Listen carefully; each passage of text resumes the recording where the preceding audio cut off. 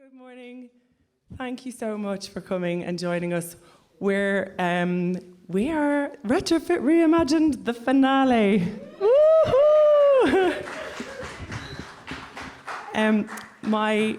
My voice is a clear indicator of the level of energy I have left, which is not much. But Tom did come to my rescue with a load of strepsils, so we'll see what we can do. Thank you again for coming. We're going to settle into just a little bit of context about why we're here and who we all are and what you can expect from the day. We're very, very grateful to be in beautiful Glasgow. She's looking lovely this morning. And yeah, I'm good. So I'm Sara. I'm in the moment. I've forgotten like what you know, what you don't know. I'm Sara. I'm head of citizen engagement with Built Environment Smarter Transformation, and some of my colleagues are in the room today. Very happy to see you. And I'm also, what else am I? Co-director of the National Retrofit Hub. So it's all about retrofit for me, and co-founder of Home Energy Action Lab, which is a community benefit society all about this. And I'm joined this morning by the wonderful, inimitable Kaur. And Indy's going to tell you a little bit more about the why of Retrofit Reimagined, and then we'll just settle into the day. So thanks very much, and we'll get going. Amazing, thank you. Hi everybody. This is a little bit like a sort of Westlife setup. I feel like we're going to start swaying and singing. It's really taking me back to the 90s. It's all about the key change, though, you know. We need to like have a stand-up moment. Pull it out of our hands and start moving around. I wanted to say a huge thank you for welcoming us so warmly. I've been to Glasgow a few times this year, and it's such a beautiful city. So every single interaction I've had, from being welcomed to the Glasgow Women's Library to Boston taking me around product shields and Bowling Green Together, she's talking on the next panel. Sorry, just been instructed to use this mic. Has been amazing, and I want to say it's a real honour and privilege to kind of be here at the heart of so much resistance and such an incredible city where so much is being demonstrated. Somewhere that we in Birmingham, which I'm going to tell you about a bit more in a second, really draw a lot of hope from. And there's lots of our team members here who can tell you different reasons why they draw hope from here. So we want to say thank you for welcoming us as well. So a little bit about Retrofit Reimagined. It's really been built out of... I might actually use this. Can I use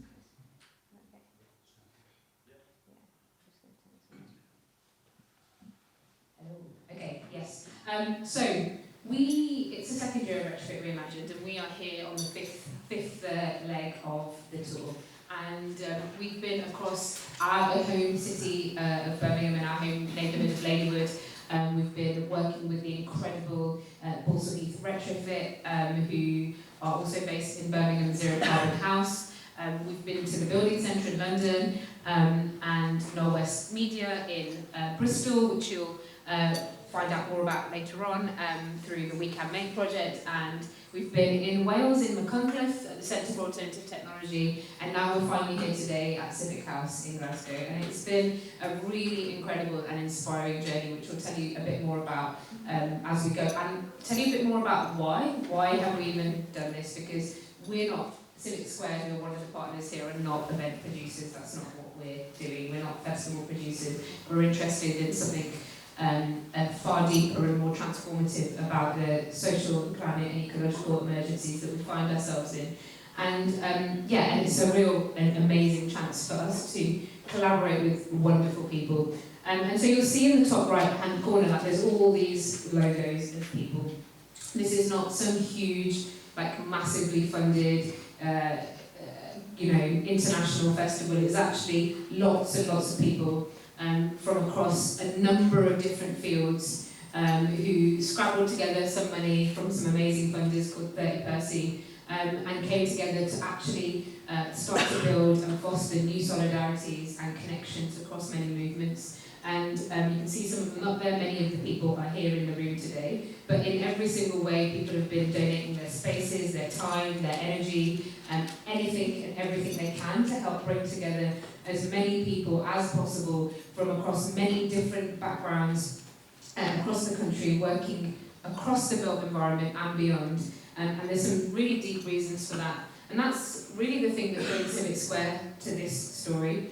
So we're delighted to be here today in Civic House. It is such a beautiful, you're going to hear a little bit from them at the end of this session. It's such a beautiful example of what happens when you treat our buildings with care and respect, and you rebuild them and retrofit them to be fit for the times we are in. But I can tell you from the experience since we walked in yesterday and everything that we've seen happen today, you just know when you're in a space that is actually about people and about generosity and generative conversations and space, the way that the team here have just welcomed us and let us take over, reminds me really deeply about actually the roots of why we are doing this work. So Civic Square began life as Impact Hub Birmingham. We are a group of then young people who, then, very clearly, the live stream is going to not be forgiving. We were then, there are still lots of young people in the team, just let me just be really clear, but when we started, it was really out of this quite naive and beautiful and hopeful and wonderful vision of what happens actually when you listen to the stories of young people in the future in a city like ours that was young and the most diverse city in Europe was our banner. And you know, we were apparently the future, and so we took that really seriously, and we were like, okay, what happens when you start bringing and building solidarities across many different people, but particularly in our city? If we were the future, why were we not represented? Well, anywhere, not in governance, not in the council, not in the big corporates, not in any of the major institutions. So 13 years ago, we started to organise through a TEDx and through Impact Hub, where we just started to and continue to bring together people from many different backgrounds, the poets, the artists, the activists, the architects, the engineers, the neighbours, the parents, the grandparents, the kids, into a space over many, many years, trying to make it work financially as well. You'll hear a lot about that throughout the day in terms of the role of a land contract, what it means for us to deeply invest in people. But what we knew over those 5 years was at the heart of this story, it isn't just a nice to have that the community and our homes and our streets and our neighbourhoods are a group of people that you go to afterwards to get a bit of engagement, to get them to agree to things you've already decided, and then wonder why things don't work. At the heart of our work was really this deep and quite significant idea built on many different traditions, ancestries, histories, dreams for the future, that actually when people are at the heart of being able to make and create and build their futures, that this is actually not just a beautiful vision for the future, but one that is really, really practically important, and I'll talk about that a bit more in a second. And so now, that's the situation Civic Square. We're based in Ladywood in Birmingham, and we are building quite a large, long-term project that focuses on this idea quite deeply, that at the scale of the home, street and neighbourhood, we need to have infrastructures, spaces, access to the resources, the skills, the data, the knowledges to put into the hands of the people who live there, who are going to care about those places, to have agency, confidence and courage to co-lead their climate transitions, climate, ecological, social transitions.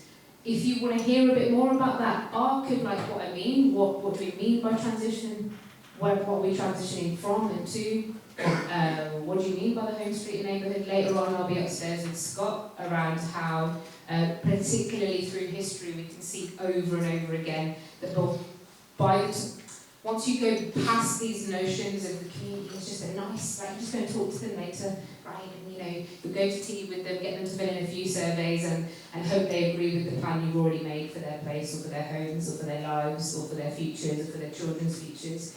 And once you get beyond this story, there's a deep story actually where from the ground up, from the scale of our homes and our streets and neighbourhoods, all through history, we have seen our communities, our neighbourhoods be the forefront of where demonstration of what the future could look like first arrives and later gets picked up by national policy and by the country. There's loads of incredible Scottish examples that I'm sure we will hear all through the day, but particularly one that we look at is the formation of things like the NHS that became a public good, that actually started life with working class people in Tredegar, organising around their material need through the medical aid societies and the cooperatives. Something that started with the people later went on to become public goods. And we know, in many different ways, and Sarah will talk about this through what's been happening at Best, and I'll share a bit about the other talks and things that you can look at. We know that we find ourselves right at the precipice of that moment.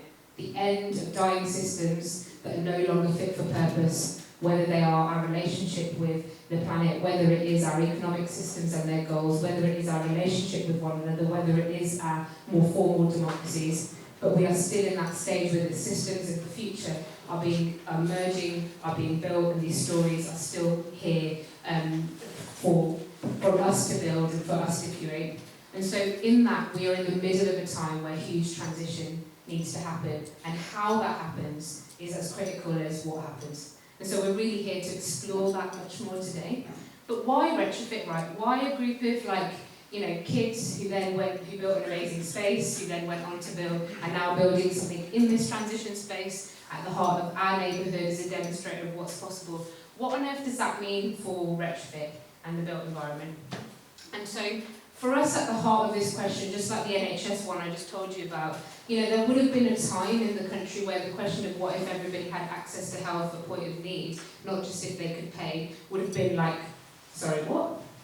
Like, what do you mean? That would have been completely bonkers. 60, 70 years before the NHS, it would have been like, what if healthcare was a public good for everyone to access? It would have been a bonkers question.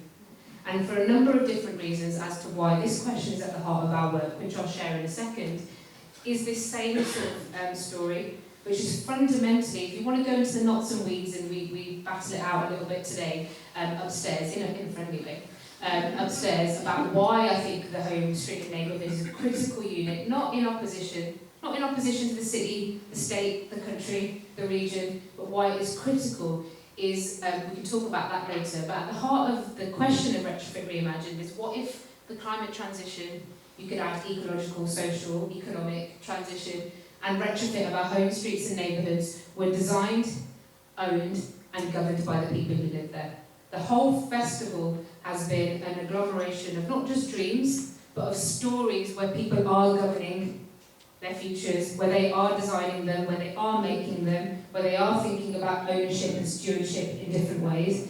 And this is not a story that's thousands of miles away, or maybe we've never done before, or a big dream. It is actually lots and lots of bold, tangible practice that's happening everywhere across the country that is about a story for us, about moving away from extractive and degenerative ways of thinking about our places, our economies, our futures, and towards more regenerative and distributed by design.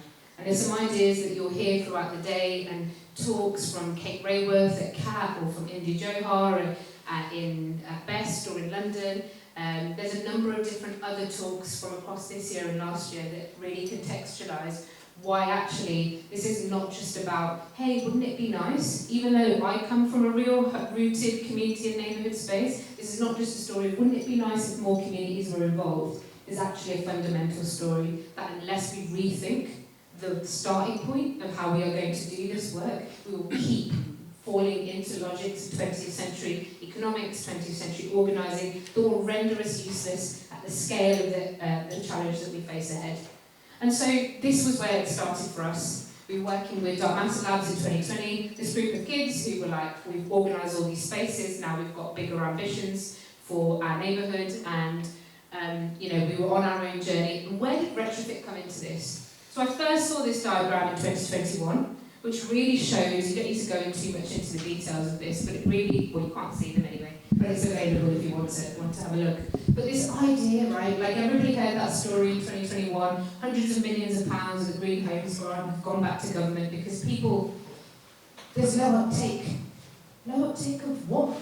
Like when I talk to people in their home streets and neighbourhoods, I'm sure all of you, because you all live somewhere and you're all people with not just professional hats, When you say to someone, would you like a warmer, safer, cheaper to run home with cleaner air outside and a street that's made more playful for your children? Nobody's out here absolutely protesting that. You'll hear from Abdi later and Quajo, from the devastating impacts of what happens when people are living in poor quality housing.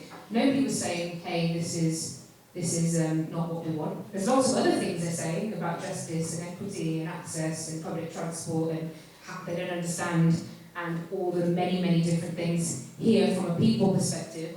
And then more widely, the different stories that we have to think about around our relationship with land and materials. But nobody was saying, hey, like, we don't want resources to make our houses safer and warmer and more livable. So to me, this was like bonkers, right? And in that piece of work, this is a diagram by Dr. Antilab, so really showing the impact, actually the many, many impacts of what happens when you have poor quality housing. And there's a number of other diagrams that we haven't got here that go out, and who's paying for this, and what's happening. And there's tons of stories you'll hear through the day of the flip, which is like what happens when that participation, that way you live is hopeful and generative. But in here you start to see that people are picking up the costs of this everywhere, across the NHS, across all sorts of different portfolios. And so for me, this was just like bonkers. I was like, what the heck, right?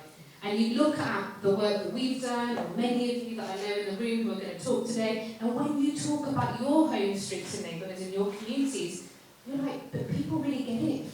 They really understand. They really understand how that is connected, that story of where they're living and how they're living is connected to all these other things. So this idea that people where they are don't also understand the systems and the deep amount of systemic change and injustice and inequity at the heart of this story was also just like, oh no. So that was how, and then finally we wrote this other piece, right? Just a third part of the story, because it wasn't just about, hey, let's just hold ourselves accountable. Let's just hold our communities accountable. We don't know enough in the social field. We're not involved in the right things. We're not doing enough. Let's also have a look at the bigger picture. And yeah, I mean, obviously we got in trouble at the time for this title. But at the heart of this story is also one whereby the economic story behind this has meant that as all of our bills, all of our living costs, all of our experiences of life and the communities that we live in, particularly the most marginalised, have shot up and had the most incredibly difficult number of years. We've also seen shareholder profits across the energy companies and across many other parts of the story, from fossil fuels, etc., like go through the roof. There is a story of who's being affected here the most, who has the most agency, and what we mean by financial crisis. And this blog talked a lot about the numbers and the details. So by the time you get to the end of this story, the only logical thing for us was like, hold on a second. We need to really think about how we are reimagining retrofit and our home streets and neighbourhoods as a site for deep imagination and transformation. And that's where we got to. And so all around you'll see, and so then we were like, okay, well we need to do everything we can to bring people together from across different backgrounds, different parts of the sector. This is not, with all due respect, going to be left down to the built environment sector alone. This is also not just going to be solved by communities alone. This is not a story of any single field, any single practitioner. This is a whole-scale moment where our home streets, our neighbourhoods, things like retrofit could be actually one of those tangible, I can't think of another word, so I'm going to say vehicles, but it seems inappropriate, but one of those tangible vehicles where many different things could come together from across the imagination of our communities, from across the skill and knowledge in the built environment sector, from the movements of ACAN and natural materials, from the magic of our poets, our artists, our creatives, those reimagining land.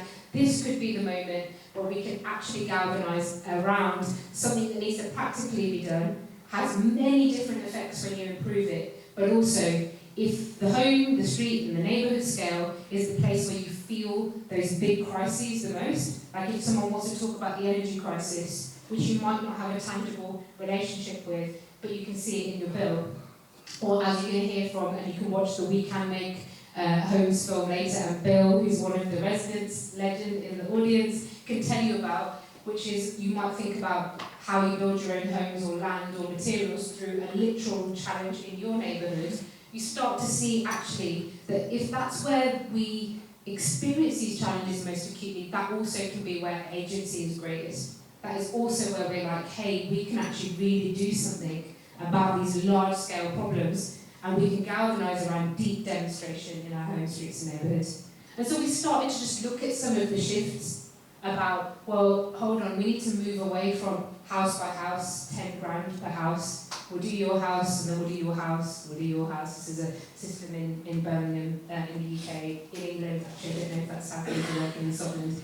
And we'll come out every time, all our contractors will come out to yours, we'll contact you 101 times, and we start to look at the street as a living system, as many different things that need to be happening from across environmental, ecological, technical, organising, governance, and so on. And we just started to look at some of the shifts that would be needed. And then we started to move towards uplifting examples of what happens if the skills, the resources, the micro-factories, as you're here in Bristol, are in your neighbourhood, if the skills are happening there, if the communication's happening there, if we're moving away from complex, confusing technical information towards much more empowering knowledge systems, and so on and so on. And at the heart of the festival are these shifts, and you'll hear about it all day, and they're up. But we invite everybody else to add. And this was what gave birth to Retrofit Reimagined. We did a festival in the field last year, which is where through that I met Sara. And we were just like, hey, let's see if this resonates. This is what happened. We need more people at the heart of the Retrofit story. Can't be left down to the built environment. Can't just see the community and neighbourhoods as a place that you go to afterwards once you've decided everything. I think, given how much of an impact the home and street you live on has on every other part of your life, could it be a great site of imagination? We know lots of people who are doing amazing work. We put a tent up in a field in Ladywood and thought, let's see who comes. And a lot of people came. And then Bobby over there wrote this article in the AJ about how it was like completely transformative, and the built environment sector were out of the stuffy conference rooms and talking in a different way. And we were like, oh, okay, I think we might be onto something.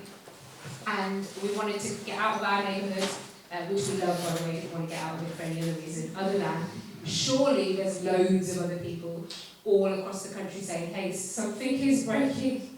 We're not going to be able to do this story of transformation under the same ideas and the same economic ideas and the same organising ideas that created the challenges in the first place.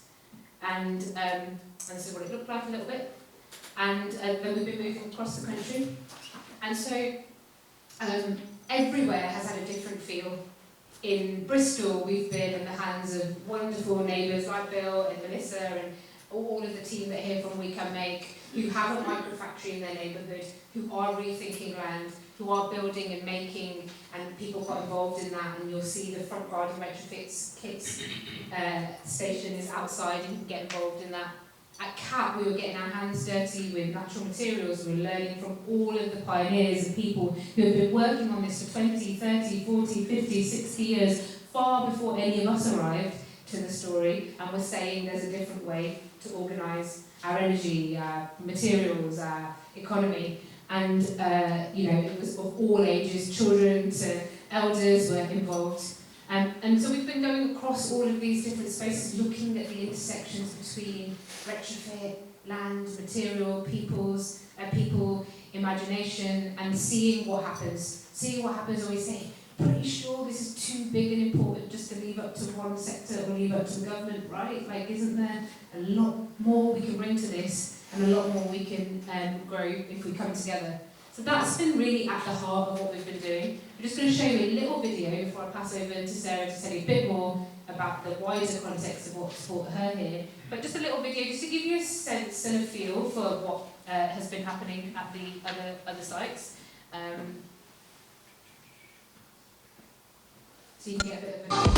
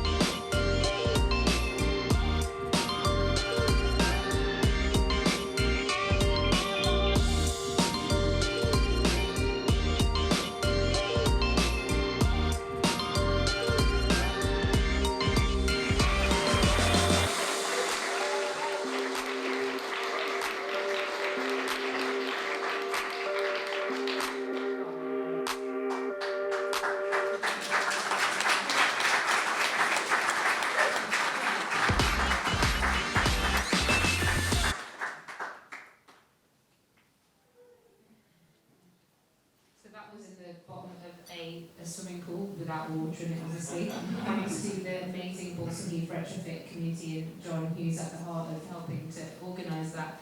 And each space has had its own feel, its own energy, its own questions, its own invitation to the rest of us about how much of this should be thought about. And so at the heart of the provocation, which I think you've probably read a little bit of because you're here, or if you haven't, we can explore it more, but is this idea that the reimagination of how we make and co-lead and co-build the huge shifts we need, at its heart fundamentally means reimagining our relationship with one another, the materials we use, and the land, the story of the land that we are in relationship with.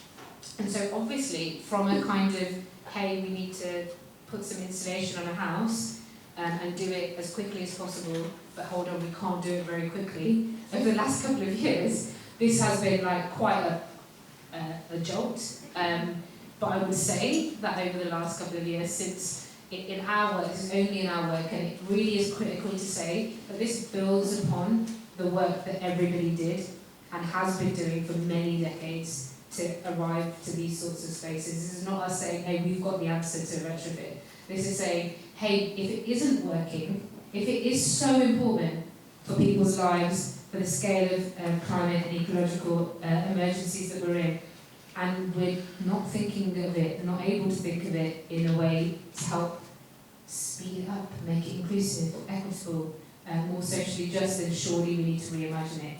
Over the last 2 or 3 years, what we've found is just incredible connections and solidarities coming across many, many different fields, many backgrounds, and that's kind of what brings us here today. And I guess Sara is just one of those wonderful people who is right to talk about quite deeply what it has meant from her coming from a different perspective and what brings Best and others to the table today.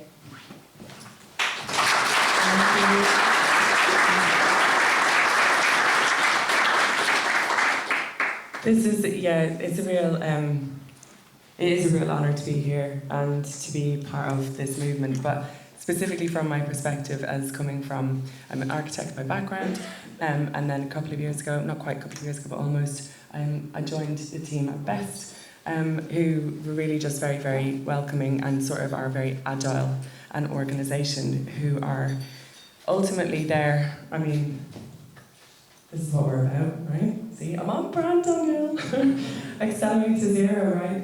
What we're trying to do is bring together that wealth that exists within the built environment to do what we can to agitate for change, to accelerate to our zero carbon, net zero future, whatever language gets us to where we need to be. And this team is incredible. A bunch of people who we're also in, this is partly why I can't speak today, because we're in part of recovery from our Best Fest, which is an annual conference that just exponentially grew this year, from 1 day last year to 2 days and an award ceremony this year, all done within the same capacities that were within the team. And it was really, really transformational couple of days. There's a lot I could say about it, but I want to specifically talk about how Best is this sort of, in my view anyway, is this transitional space, and I think we need the expansion of these transitional spaces a lot to get to where we want to go. So if you can go to the next slide. I'm just showing this picture of Indy. He's not going to thank me for putting his face up on the screen, but when I first heard Indy Johar speak, so Indy is deeply connected with Imi and the team from Architecture 00 and with the Impact Hub back in Birmingham. And I've come across the work of Dark Mantle Labs in my own work, and it is really quite incredible because it's asking big, impactful questions that really expand even those of us who think we're in this climate active space in the built environment, and then you realise, are we really in? Because the questions that Indy asks are, do we really fully understand the crises that we're facing? Don't know that we do. So therefore, let's get that right. And so Dark Matter Labs do a lot of work in cracking open that data so we can understand what we're actually facing. Now, when you hear Indy talk, it can be pretty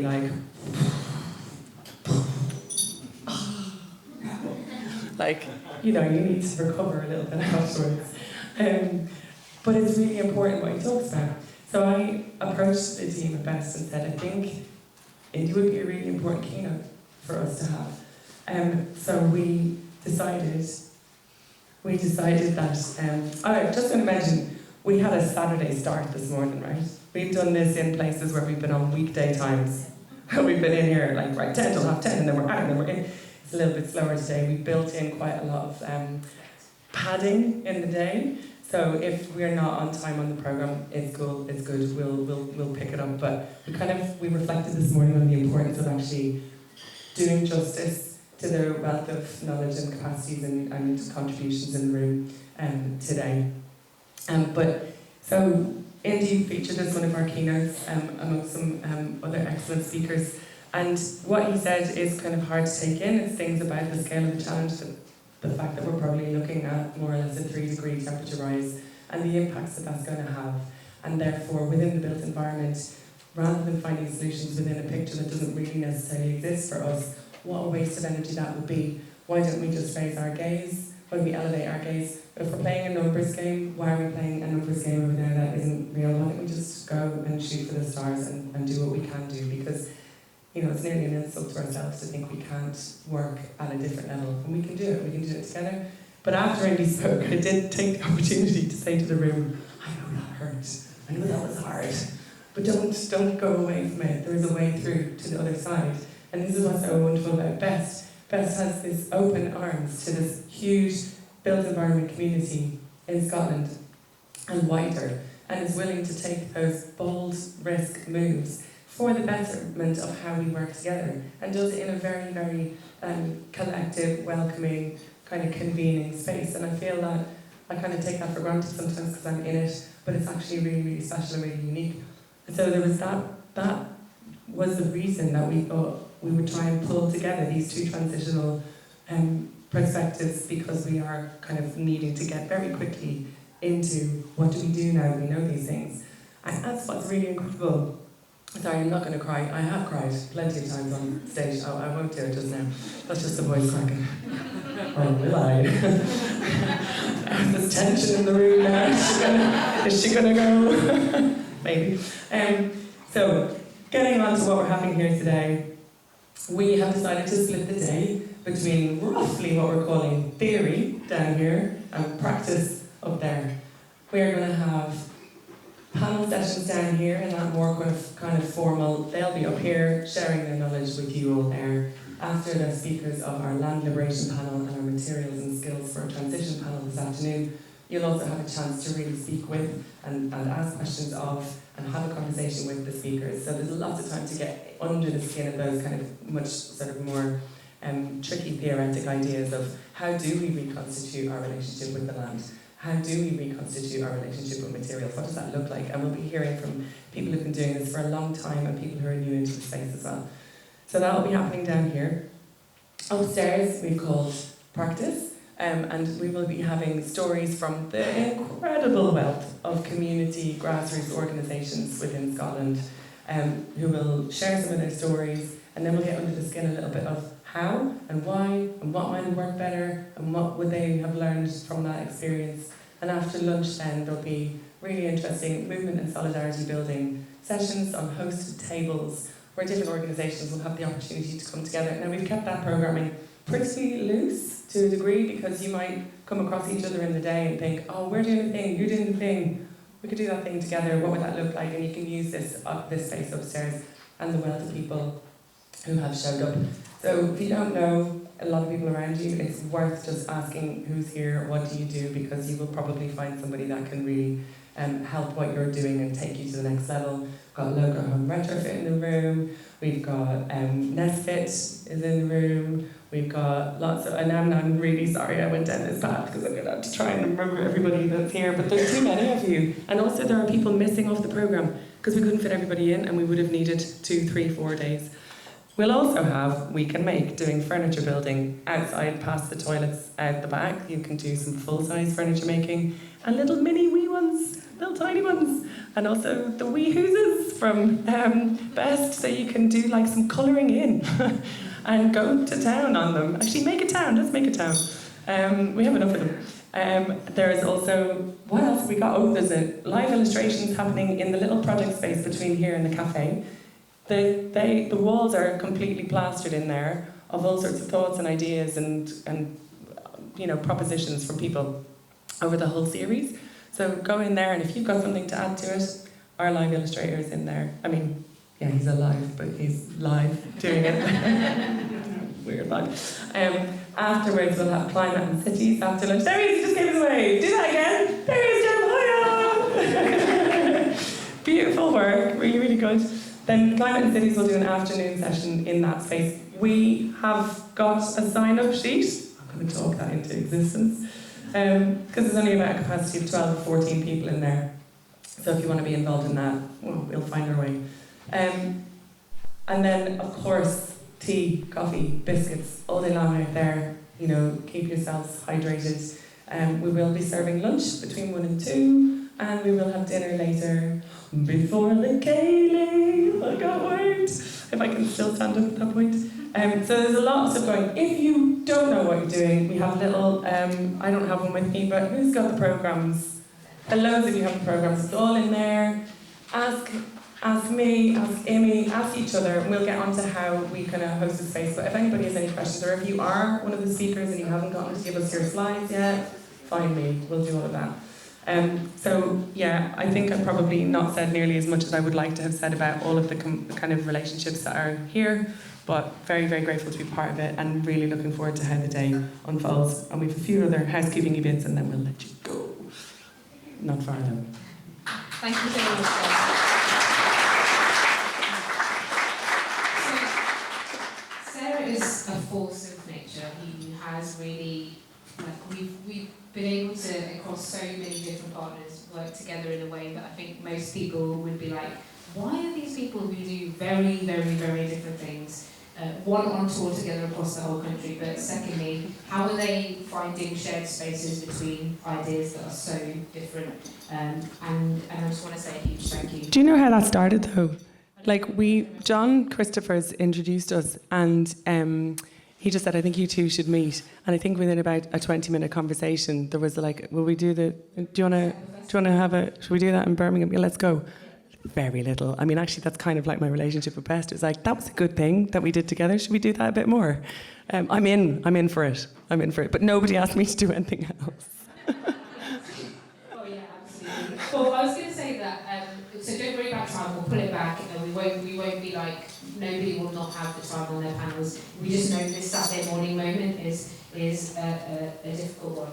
So I am going to share a couple of things actually as to why I think that we, within 20 minutes, a couple of years ago, were like, should we do this, and just have carried on ever since. And it's really a think about how we show up into the space, and we'll share a little bit about that. But before that, we're coming up to 11 o'clock, and I just wanted to share something with everyone around the moment of time that we find ourselves in. So many of you will know that today is a National Day of both action and solidarity and call for justice, peace and liberation and a ceasefire in Gaza. And we know that many of you have joined here when you may have actually joined actions in your cities, in your places. Perhaps you might have even been going down to London. And so for us, we're really grateful for the choice and the recognition, the choice that you've made to be here today, but also the recognition of what it means to come together on a day like today.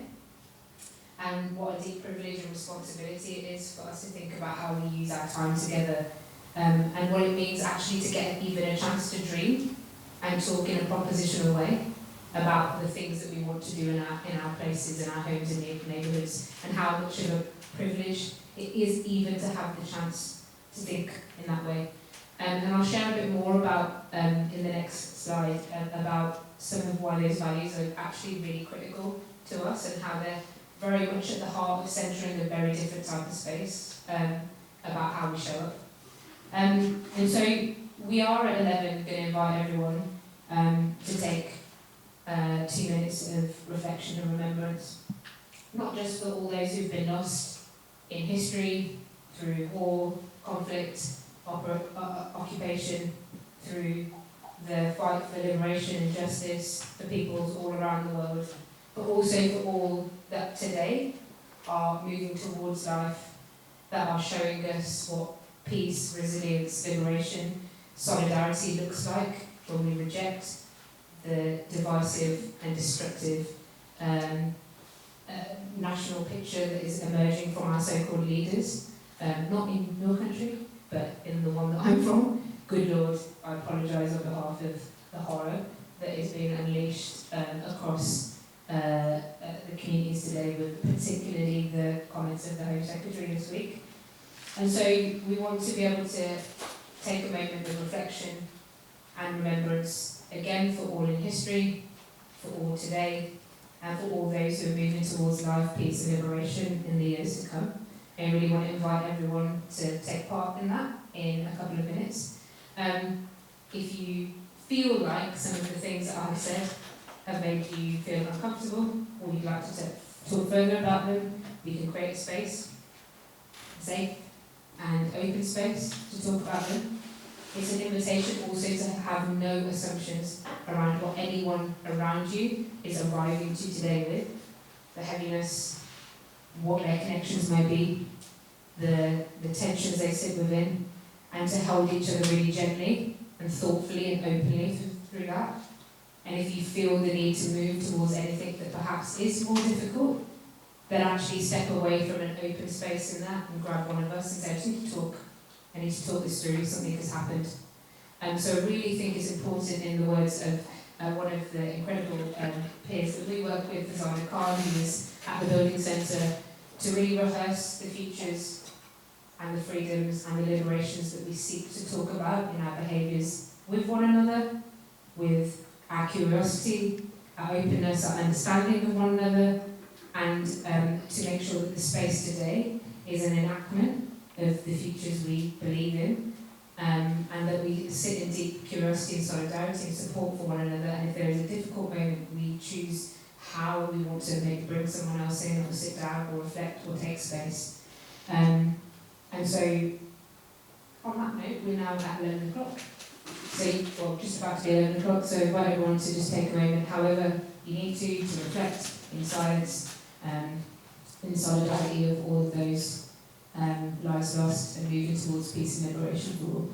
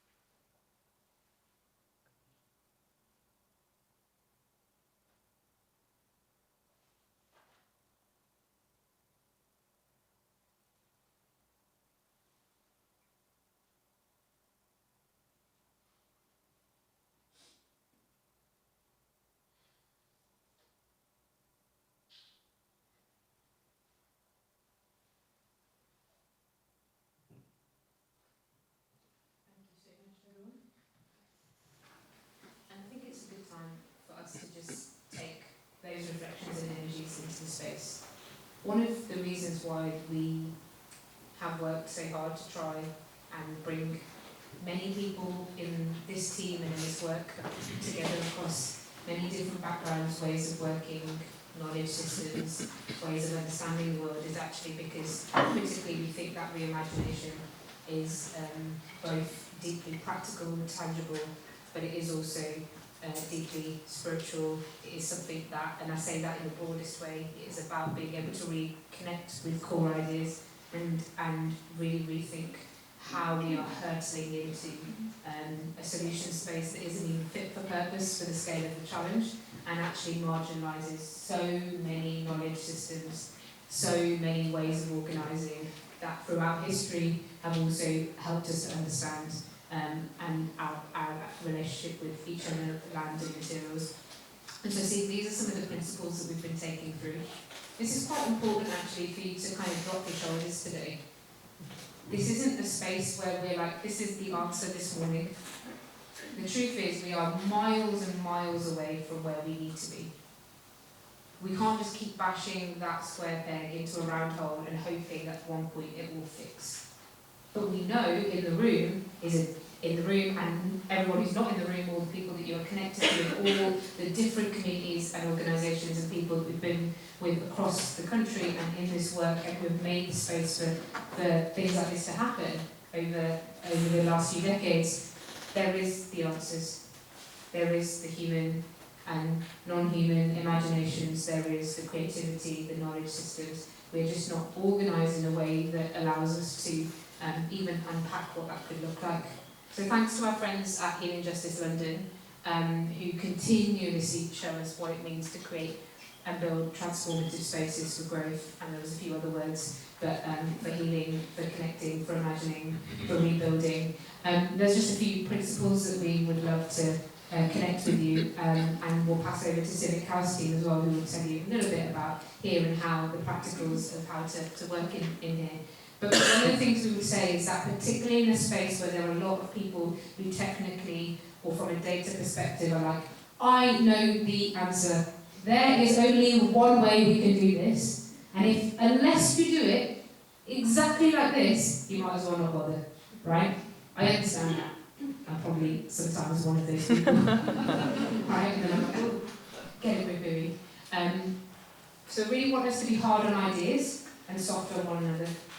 Okay? Because there is a natural hierarchy in our epistemologies about what work is more important, who knows more. If you're organising on the ground, or if you are doing the data for how we do this across the country, those are very different spaces. I'm important, and thanks for that nice little bit of community engagement you gave me, just as an example. Or, unless the community are right in the centre, there's no point in doing anything, which is actually some of the challenges are so huge that we need it to be beyond just our communities taking on all that responsibility, the energy companies, fossil fuel industries, etc., etc. So we don't really hold a particular hierarchy on what information is more or less important. It is, or what skills, or what organising. So turn up with your drop your shoulders, being hard on ideas and soft on each other. If you are from a background that is more easily able to speak, take up space, have been and heard some of the ideas today many, many times, and the room is full, know when to step back, know when to think, hey, I've got the privilege to be in a lot of this, know when to make space. If you are from a traditionally marginalised community or background, put your shoulders back, know when to take up space and say, I've got something to say on this, but also please really reflect on what it means to make space for one another and to listen. Make sure you sit in spaces of discomfort safely and create them for each other as a space for growth, because all of us need to unlearn and relearn and unlearn some of the ideas that we have held on to or have worked on, because we are, as I said, right on the edge of a cliff, and we bizarrely, due to stolen time, taking it from the global south here in the global north, still have a chance to do something. And so we need to actually fundamentally reimagine and be okay with being in that discomfort. Co-host a space with us. Move chairs and tables when you can. Pick up mugs when you can. Give the Civic House team a high five when you see them. Tidy up things. See what it means to make space and create access for one another. Show up as active partners. if you're like, hey, I don't like the way this space is going, or someone's doing something quite unsafe, or I'm not sure what's going on over there, oh God, Joe really looks like he could do with some help with those retrofit kits outside. He's been stuck outside all day. Turn up. We're co-creating here. We're not here. We're just creating a platform. We don't have the answers. We just have some of the story. And really lean into that that piece where when I talked about the privilege of being in a propositional space, be able to step into that and look at joy and fun and his expression as a space of growth and be able to like bring that into the space, because we are so lucky to even have the chance, like I said, to propose, to laugh, to come together, to imagine. And so really encourage you to sort of bring that to the space. I mean, you'll certainly see it across our teams. We're a bit mad. So join in. And thank you to everyone who's here. We had an access fund across the whole of the programme, and many different communities had come along the journey with us in different spaces. So warm welcome to everyone from all different parts of the country, and particularly many of the neighbours who have turned up from places like Balsall Heath and from North West to really share generously the work that's been happening in their places. So on that note, we're going to leave it there. And we're going to hand over to the lovely team at Civic House to tell you some practicalities. We will get the time back. We will tell you this. We'll put a sign on the door for the new times. And we want to say huge thank you. Having run a space, you can walk into a space straight away and know when you're hugely welcome or when you're like a massive inconvenience. Not going to mention any names on this tour. But if you want to come and talk to me later because you run a space and you're thinking about what it means to create spaces for expansion and generative conversations, Civic House have been incredible. I just want to say thank you. Literally every question we've asked Katie, her answer has been yes. Yeah, of course. Yeah. So just want to hand over and let you tell everyone a bit about Civic House and some practicalities so we all stay safe. Thank you.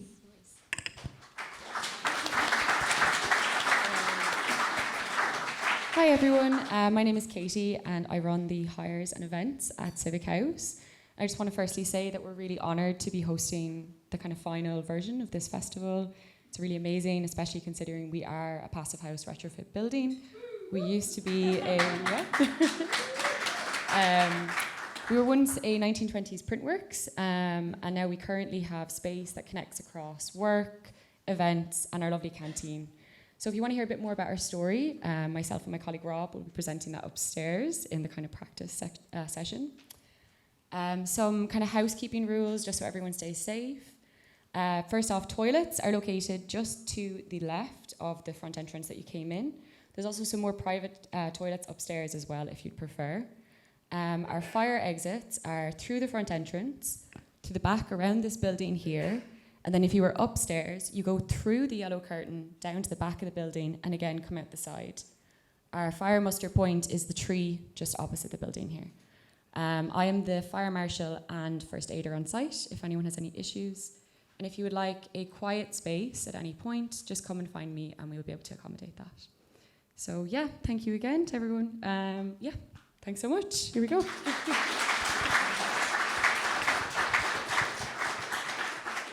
Okay, what happens now is, thank you so much for listening to this.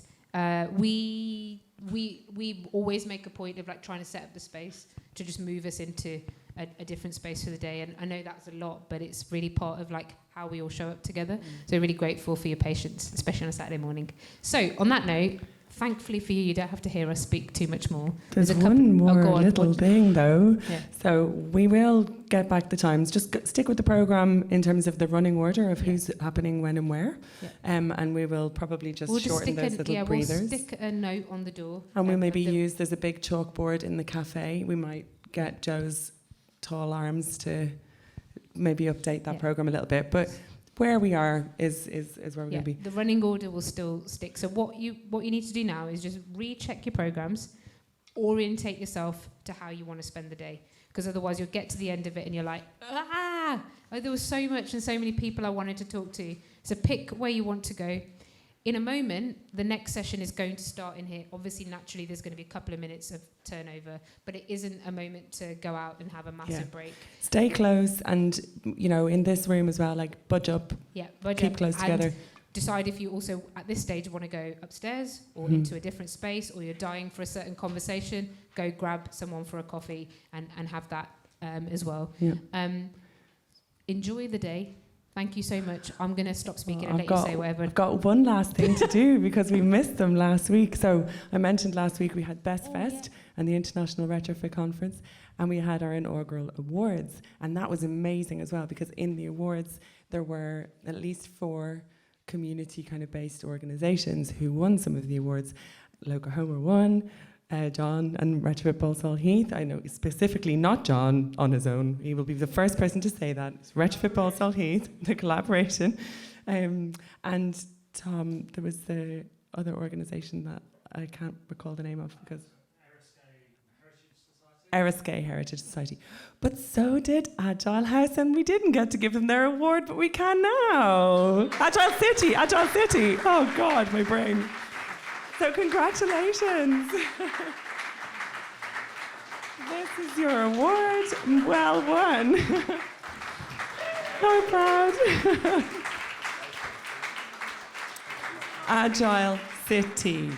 Okay, I'm mixing up all of the Civic House, Civic Square, Agile City, but it was a great honour to know that we were then going to be able to come here. So well done again. Thank you. Enjoy the day. Have a great day. Thank you, everybody.